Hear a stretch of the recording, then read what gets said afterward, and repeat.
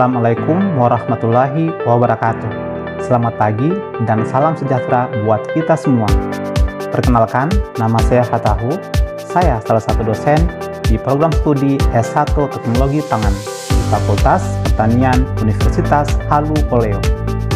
Kali ini saya akan membuat video pada salah satu mata kuliah yang saya ampu, di mana video ini dibuat untuk memenuhi salah satu syarat sertifikasi dosen tahun 2026, yaitu pernyataan diri dalam unjuk kerja Tridharma Perguruan Tinggi atau disingkat PDD-KTPT. Baik, untuk mata kuliah yang saya ambil adalah Teknologi Minyak dan Lemak. Mata kuliah ini ditujukan untuk memberikan pengetahuan sekaligus keterampilan praktik mengenai teknologi pengolahan minyak, pangan nabati, bagaimana minyak dimurnikan melalui proses refining, bleaching, dan deodorizing. Kemudian bagaimana karakterisasi dan standar mutu minyak ditentukan. Kemudian bagaimana minyak dimodifikasi melalui fraksinasi, hidrogenasi, dan interesterifikasi. Serta bagaimana kerusakan minyak, baik oksidasi maupun hidrolisis, dapat terjadi dan dikendalikan dengan antioksidan. Dengan kata lain, mata kuliah ini memberikan pemahaman terkait minyak dan lemak, mulai dari sumber bahan baku hingga menjadi produk pangan yang aman dan bermutu. Mata kuliah ini bersifat wajib dengan bobot 3 SKS, yaitu 2 SKS teori dan 1 SKS praktik langsung teknik pengolahan minyak dan lemak di laboratorium. Terdapat 14 pertemuan kelas, 1 pertemuan ujian tengah semester, dan 1 ujian akhir semester. Tugas-tugas mata kuliah ini adalah tugas individu dan tugas kelompok. Untuk metode pembelajaran, saya menggunakan discovery learning yang mendorong mahasiswa untuk menemukan sendiri konsep melalui eksplorasi materi yang diberikan.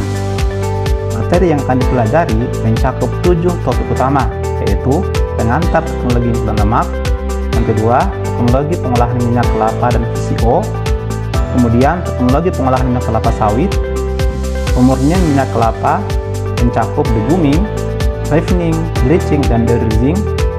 Kemudian modifikasi lemak dan minyak meliputi hidrogenasi, fraksinasi, dan interesterifikasi. Kemudian kerusakan lemak dan minyak, baik kerusakan hidrolitik maupun oksidatif, dan yang terakhir adalah antioksidan. Skema penilaian mata kuliah teknologi minyak dan lemak terdiri dari komponen tugas mingguan, evaluasi tengah semester, dan evaluasi akhir semester dengan bobot yang terdisesuaikan pada setiap sub CPNK. Pada materi minggu pertama sampai keempat berkontribusi sekitar 20% dari nilai akhir. Kemudian untuk materi minggu kelima sampai ke-7 berkontribusi sekitar 25%. Kemudian materi minggu ke-9 sampai ke-12 berkontribusi sekitar 30%. Serta di minggu ke-13 sampai ke-15 berkontribusi sekitar 15%. Sisanya 10% merupakan hasil evaluasi tengah semester dan akhir semester yang mengintegrasikan seluruh capaian pembelajaran. Ada 7 capaian pembelajaran mata kuliah CPMK yang diharapkan dapat mahasiswa menguasainya. Yang pertama, mahasiswa mampu menjelaskan prinsip dasar ilmu pangan terkait sumber lemak dan minyak serta sifat fisikokimianya. Kedua, mahasiswa mampu menganalisis teknik pengolahan minyak kelapa dan VCO sebagai bentuk penerapan rekayasa pangan. Ketiga, mahasiswa mampu menjelaskan proses pengolahan minyak kelapa sawit beserta prinsip mutunya. Sistem pembelajaran yang saya terapkan menggunakan metode DEI, yaitu Delivery, Interaction, and Assessment. Delivery dapat dilakukan dengan penyampaian bahan tayang video pembelajaran, modul, dan atau buku referensi terkait topik-topik terbaru, isu-isu terkini dalam perspektif keilmuan teknologi pengolahan minyak dan lemak, meliputi isolasi, ekstraksi, pemurnian, hingga modifikasi. Kemudian interaksi dapat dilakukan melalui diskusi bersama mahasiswa, memaparkan studi kasus, dan memberikan kesempatan seluas-luasnya bagi mahasiswa untuk tanya jawab pada saat kegiatan pembelajaran berlangsung. Kemudian asesmen dapat dilakukan melalui tugas dan kuis atau evaluasi dengan tujuan mengukur kemampuan mahasiswa dalam menelaah materi yang telah disampaikan. Pemberian nilai terhadap mahasiswa diawali dalam perkuliahan perdana, akan membahas tentang kontrak perkuliahan yang telah disepakati dalam tim mengajar dengan mahasiswa. Isi kontrak perkuliahan biasanya memuat 2 hal, yaitu bagaimana teknis atau cara perolahan nilai terhadap mahasiswa. Dan yang kedua, berapa bobot penilaian yang diberikan berisi persentase pada setiap pertemuan perkuliahan. Hal ini ditujukan agar mahasiswa mampu mempersiapkan diri untuk strategi perkuliahan yang akan diambil dan dijalankan, sehingga mahasiswa mampu mencapai nilai yang memuaskan dan memenuhi harapan atas target mata kuliah ini. Baik, selanjutnya berikut video pengajaran saya dengan topik modifikasi lemak dan minyak. Selamat menyaksikan. Assalamualaikum warahmatullahi wabarakatuh. Waalaikumsalam warahmatullahi wabarakatuh. Selamat siang ya semua. Bagaimana kabarnya semua? Baik. Sudah pada makan siang? Sudah. Alhamdulillah sudah ya. Jadi tinggal saya kayaknya yang belum ini. Mungkin sebentar sudah saya makan siangnya. Oke, sebelum kita mulai perkuliahan, sama absen dulu ya. Jadi yang di sini yang hadir semua ya. Kayaknya 2 orang ya di bagian belakang yang udah hadir ini. Ada kabar temannya 2 orang? Ada Pak. Oh iya. 1 orang yang izin. Izin sakit. Oke. Satunya tidak ada kabar. Tidak ada. Oh iya. Semoga kabarnya baik-baik saja ya. Yang satunya lagi. Oke. Jadi yang hadir sekitar 15 orang ya. 2-nya tanpa satu tanpa kabar, satunya sakit. Oke, kita masuk di materi kita pada siang hari ini. Jadi materi kita ini dilanjutkan dari materi sebelumnya. Yang sebelumnya kita membahas mengenai bagaimana pemurnian minyak dan lemak. Sekarang terkait bagaimana modifikasinya, modifikasi lemak dan minyak. Jadi ada tiga prinsip yang kita akan gunakan di sini.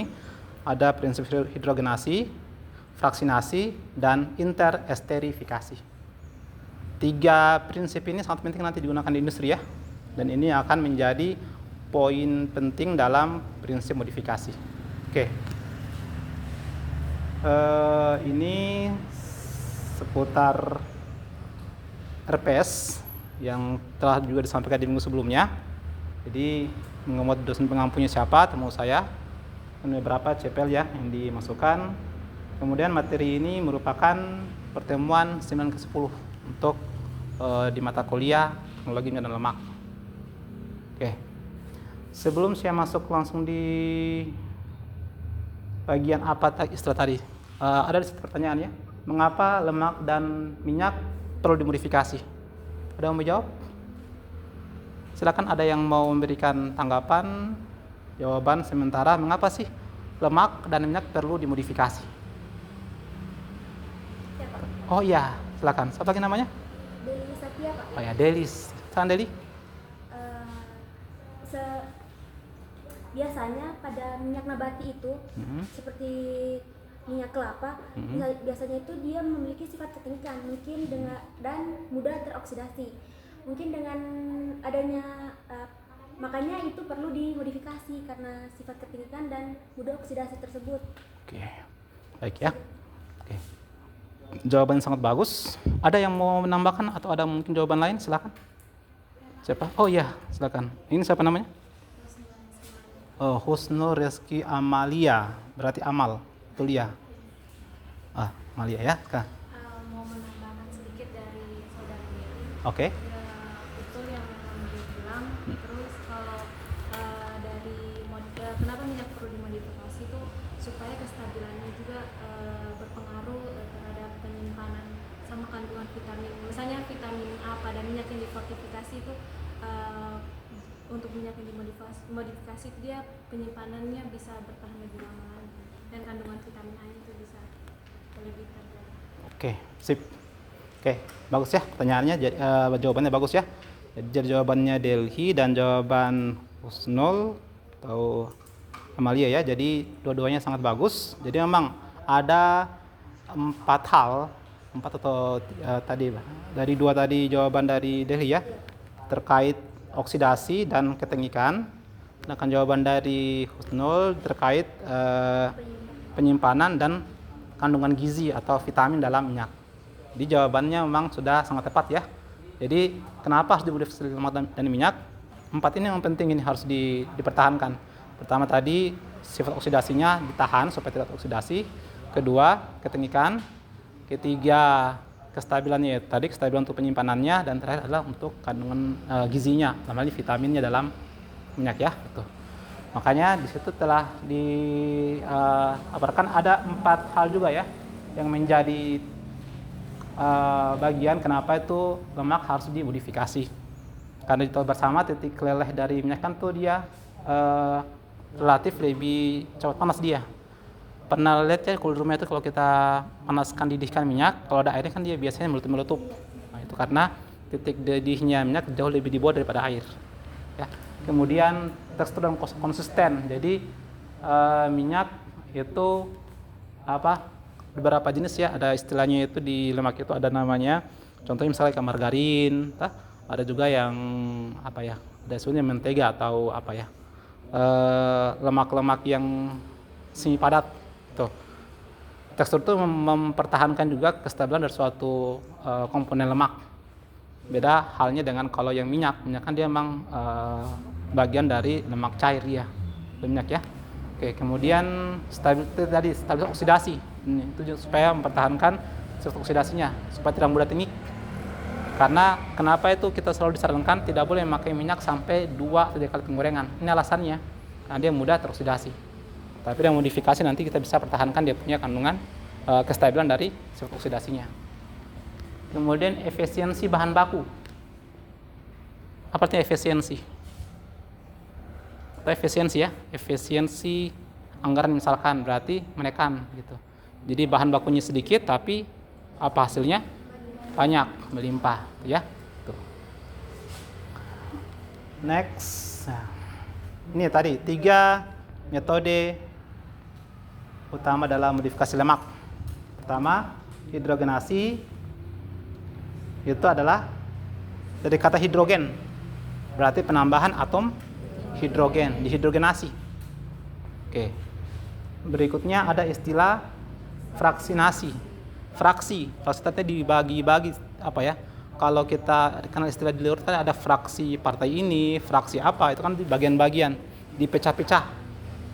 Sama contohnya misalkan kayak kalau kita lari ke misalnya minyak bumi, ada namanya fraksi-fraksi kayak itu yang ada di Pertamina, Pertalite, Pertamax dan Deslite ya gitu istilahnya. Namanya difraksinasi. Dipisahkan komponen lemaknya berdasarkan titik leleh sama titik didihnya.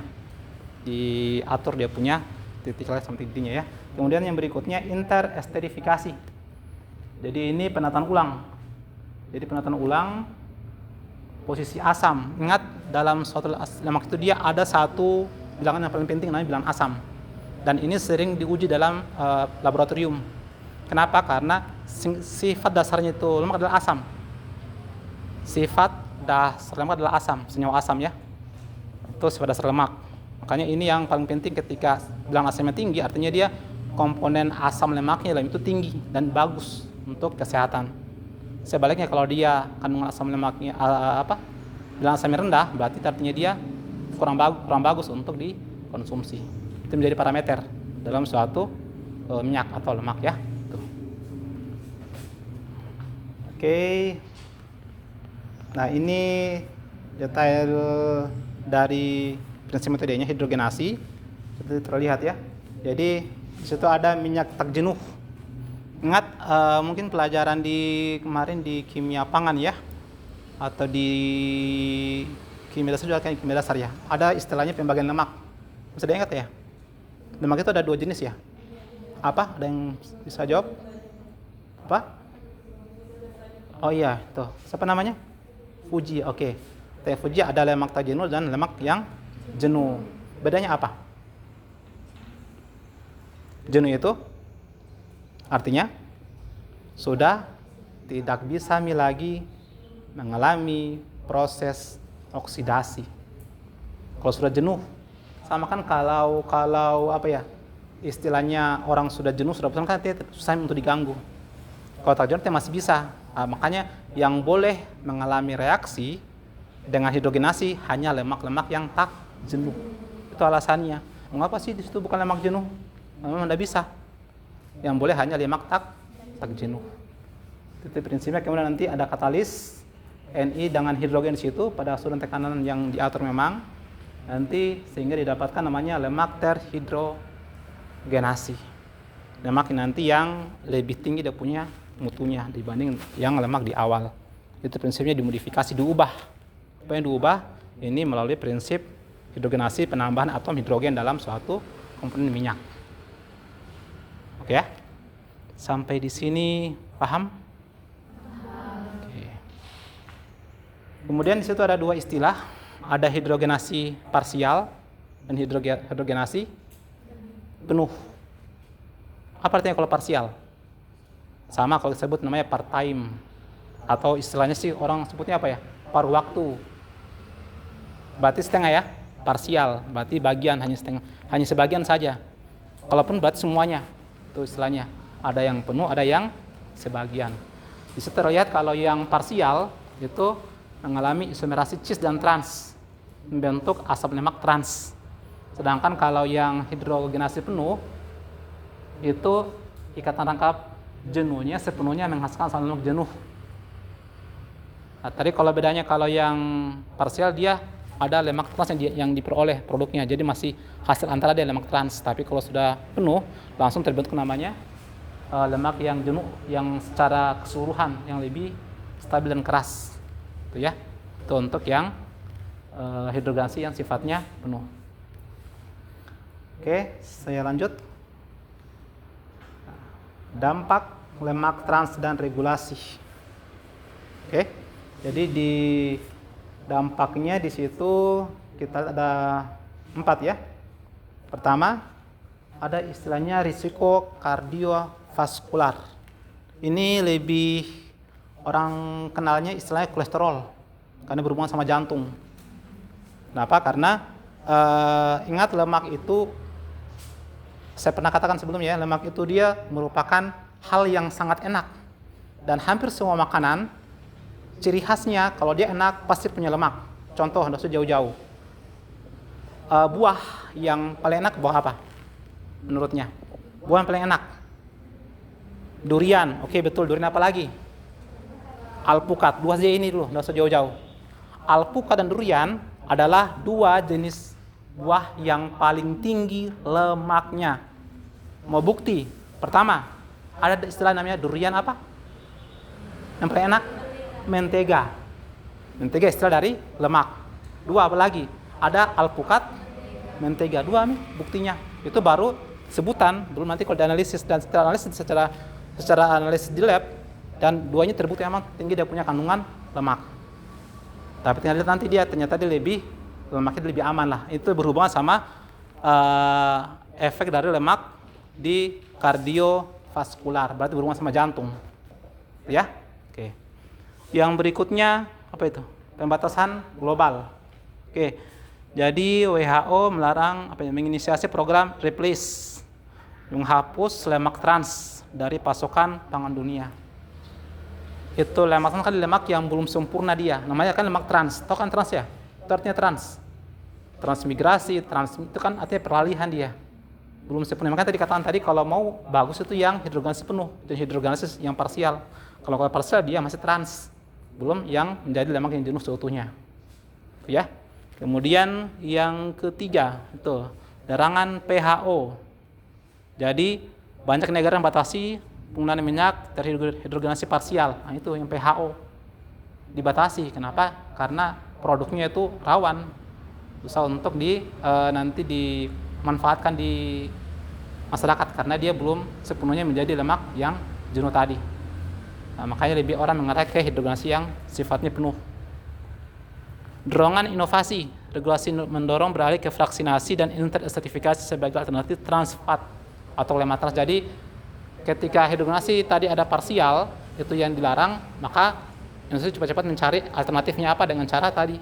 Yang kedua itu metode yang pakai fraksinasi dan pakai cara ketiga yang interesterifikasi. Ya, ada yang mau tanyakan sampai di sini? Silakan. Ada yang mau tanyakan? Sebelum saya masuk yang ini kedua, ini pertama ya. Ada? Oke, belum ada ya. Oke. Kemudian yang kedua, berikutnya, fraksinasi. Saya katakan dia merupakan prinsipnya itu adalah bertingkat. Jadi ada pemisahan berdasarkan titik didihnya. Kita pisahkan mana yang lebih berat, mana yang lebih tinggi titik didihnya, itu yang akan lebih cepat keluar pada proses industri. Ya, prinsipnya sama seperti prinsipnya pada pengolahan minyak bumi pada umumnya. Oke, di sini nanti hasilnya dua juga ya. Olein itu fraksi yang cair dan yang pada namanya strain untuk di prinsip fraksi nasi. Yang ini contohnya di minyak sawit ya, CPO. Minyak sawit yang selama ini kita konsumsi di luar itu, jadi dari minyak mentah CPO-nya nanti dibagi jadi dua. Yang padat itu yang namanya strain-nya, yang namanya olein, itu yang kita pakai di rumah yang minyak cair itu. Olein dia ya. Oke. Next, ini detailnya olein itu yang fraksi cair sama strain. Saya hanya simpulkan saja, intinya kalau yang olein itu yang kita sering pakai di rumah tiap hari. Yang fase berat itu fase yang wajar orang gunakan. Biasanya ini nanti larinya ke bahan bakar kalau yang padatnya. Oke. Next. Terakhir ya, ini yang ke interesterifikasi. Jadi prinsipnya di sini penataan ulang posisi dari gugus asamnya tadi, asam lemaknya atau molekul gliserol triglyceridanya ditata ulang. Nanti ada dua prinsip, ada interesterifikasi kimia dan tentunya enzimatik. Prinsip keduanya masing-masing punya keunggulan dan punya kelemahan masing-masing. Tetapi apapun itu yang digunakan, mau kimia maupun enzimatik, biasanya orang lebih lihat di bagian produksinya.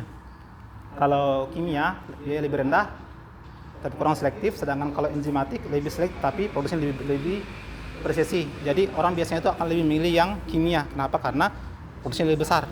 Sedangkan kalau enzimatik lebih sedikit dia punya hasil. Ya. Tuh.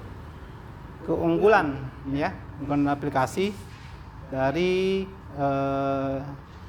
modifikasi tadi itu ada 4 di sini. Bebak lemas trans, kemudian kontrol presisi, fleksibilitas, dan kualitas yang terjaga. Itu ya dampak dari keunggulan ini. Oke.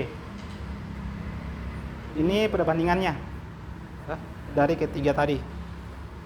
Oke. Degenasi, faktor dan interesterifikasi. Jadi sini bisa dilihat ya tabel ini bagaimana perbandingannya ketiga metode tadi.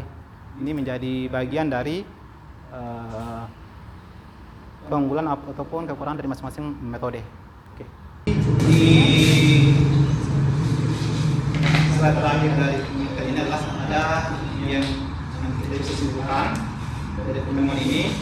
Jadi sebelum saya sendiri yang saya mungkin bisa minta satu orang ya simpulkan dari punya pertemuan pada siang hari ini. Siapa yang bisa? Oh iya, silakan. Des 3, oke, silakan. Duduk saja, Pak. Ya? Duduk saja. Baik, jadi kesimpulan untuk materi kita hari ini yaitu ada 3 modifikasi asam lemak yang kita pelajari. Yang pertama hidrogenasi, yang kedua fraksinasi, dan yang ketiga itu interesterifikasi. Nah, mungkin kesimpulan singkatnya, hidrogenasi itu modifikasi lemak dengan cara menambahkan atom hidrogen untuk mengubah ikatan rangkapnya. Dan yang kedua fraksinasi itu pemisahan fase cair atau olein dengan fase padat atau strain berdasarkan titik lelehnya. Jadi dia dipisahkan secara fisik. Terus yang ketiga itu interesterifikasi, yaitu mengubah posisi asam lemak dalam ikatan rangkapnya. Terima kasih. Bagus ya. Bagus punya dari jawaban dari Desti. Terima kasih. Ada yang mau tambahkan lagi silakan? Ada yang mau tambahkan? Mungkin dari aplikasinya atau mungkin bagian dari contoh-contohnya di masyarakat mungkin ada ya? Ada ya? Oke, jadi jawaban tadi temannya dari Desi tadi sudah sangat bagus dan sudah mewakili. Jadi pada dasarnya prinsipnya tadi hidrogenasikan penambahan atom hidrogen. Jadi hasilnya itu ada lemak trans dan ada tadi yang strain itu hasil akhirnya penuhnya ya. Ada yang persa, ada yang penuh. Kemudian tadi ada juga istilahnya di vaksinasi itu proses tadi itu pemisahan dengan berdasarkan titik giginya. Kemudian terakhir di interesterifikasi itu penataan ulang, tentunya gugus asamnya. Jadi setelah ini saya harapkan semua bisa nanti lebih paham bagaimana cara memodifikasi lemak. Nggak usah skala industri, kita bisa mulai dari skala rumahan, boleh. Beberapa hal kalau untuk hidrogenasi mungkin agak susah. Kalau vaksinasi kan dia prinsipnya tidak, jadi dia bisa. Itu yang selama kami kita pakai untuk prinsipnya pemanasan itu pembuatan minyak kelapa tradisional di rumah itu yang santan dipisahkan, dimasak sampai berjam-jam. Ya, oke, di akhir tahun ini saya ada tugas, ini tugas sifatnya mandiri ya. Karena ini hanya satu halaman saya dibuat. Dan nanti saya minta setiap orang nanti cari ini teknologi modifikasi dan minyak yang paling prospektif untuk industri. Jadi cari yang mana sih di antara kita yang paling bagus untuk digunakan di industri. Ya, saya hanya butuh satu halaman saja, nggak usah banyak-banyak ya. Nanti ini tugasnya dikumpul di pertemuan berikutnya sebagai tiket masuk untuk materi berikutnya. Oke? Iya, Pak. Cukup ya hari ini ya? Iya, Pak. Semoga apa yang saya sampaikan bermanfaat dan dapat diterapkan di kehidupan sehari-hari. Sekian dari saya akhiri. Wassalamualaikum warahmatullahi wabarakatuh. Waalaikumsalam warahmatullahi wabarakatuh. Demikian deskripsi singkat serta proses pembelajaran pada mata kuliah Teknologi Minyak dan Lemak. Semoga dapat memberikan manfaat dan ilustrasi kinerja pengajaran yang saya lakukan khususnya di mata kuliah Teknologi Minyak dan Lemak. Saya mengucapkan terima kasih kepada seluruh tim penilai dan tim panitia sertifikasi dosen. Tidak lupa juga saya ucapkan terima kasih kepada Universitas Salo Oleo, Rektor Universitas Salo Oleo, Dekan Fakultas Pertanian, Ketua Jurusan Teknologi Pangan, rekan dosen sejawat, serta rekan-rekan mahasiswa. Demikian yang dapat saya sampaikan. Atas semua kekurangan dari saya mohon maaf sebesar-besarnya. Sekian dari saya. Wassalamualaikum warahmatullahi wabarakatuh.